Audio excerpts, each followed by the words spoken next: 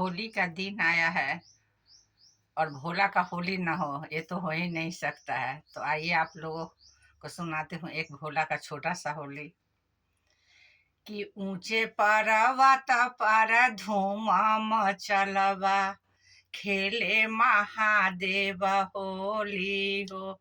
अरे ऊंचे पर्वत पर धूमा मचलबा, खेले महादेव जी होली हो। ब्रह्मा से खेले विष्णु जी से खेले, ब्रह्मा से खेले विष्णु जी से खेल, गौरा से खेले बड़ जोड़ी हो। अरे गौरा से खेले बड़ जोड़ी हो। ऊंचे पर्वत पर धूम मचलबा, खेले महादेव जी होली। गणपत से खेले कार्तिक जी से खेले, गणपत से खेले कार्तिक जी से खेले। अरे नंदनी से खेले बड़ जोड़ी हो।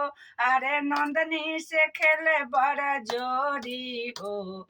ऊंचे पर्वत पर धूम मचलबा, खेले महादेव होली।